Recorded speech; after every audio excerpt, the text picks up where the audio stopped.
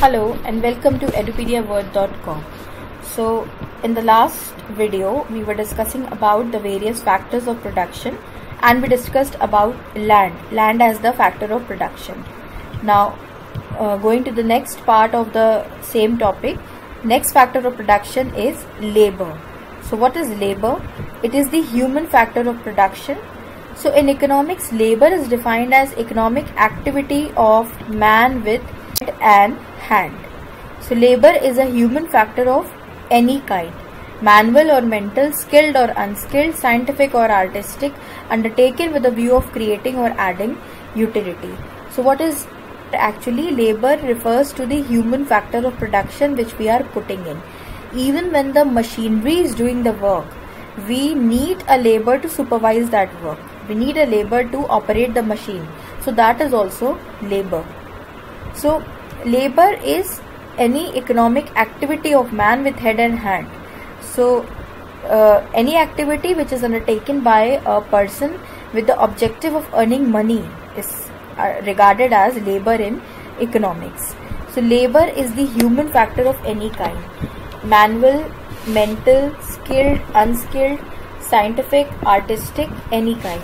It is not necessarily that labor means only a unskilled worker who is going and working in the factory, or who is working on a construction site, who is working in a field, who is doing cropping, farming. That does not necessarily means labor. Labor in economics includes manual, mental, skilled, unskilled, every kind of labor. In fact, it is any kind of activity which is undertaken with the view of earning money. Like if a computer engineer is working in a MNC, then his objective is to earn money. He is giving his efforts to earn money. So his labor is skilled labor, and that is again a labor only. Then manual labor, mental labor, every activity, every human effort with the objective of earning money is a labor with regard to economics. Now, what are the features of labor? First, labor is a human factor. It is a human factor. So we say it is a very subjective factor. It varies from person to person and from time to time.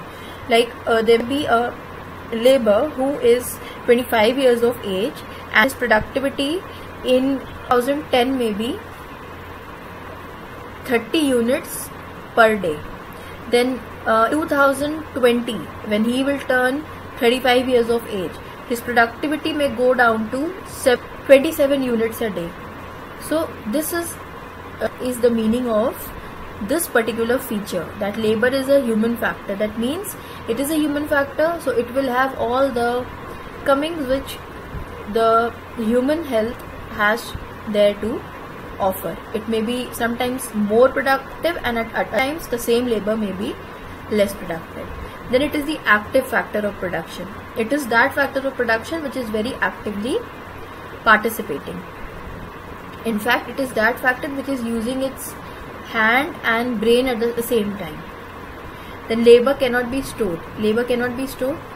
Then no two labors are identical. This is important. Maybe two people working in an organization, they may be at the same position, but one may be getting promotions faster than the other. It is because the person is more skilled than the other one. Now this skill comes from his education, his experience, his expertise, his subject knowledge, everything. This all will will add up together to define the skill set of a particular labor. So labor, no two labors are identical.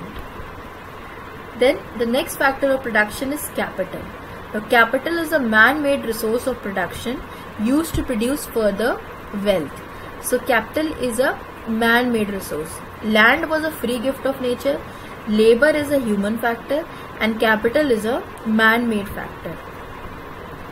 And the target of capital is to help us in the further production. So it refers to the stock of capital assets such as these machines, tools and equipments, raw material, transport, vehicles, etc. Means everything that is owned by the business and which helps in facilitating the activity of the business. it could be the factory, the machines, the tools and equipments which we are using, and even the raw material, the transport vehicles which we have, the trucks which we have. They all are making the production process little smoother. So they are all our assets. So they are all our capital. So capital is defined as the produced means of production. We can say it is a produced means of production. It is produced by the human beings for the purpose of production. So the important feature of capital is that it is not necessarily it's not that the capital only include money. It could be machineries, equipments, tools, and trucks, delivery vans, which we all may be owing for, and something that all is helping in the process of production. So that all will together make up the capital. Now, what are the features of capital? Capital is a man-made factor of production.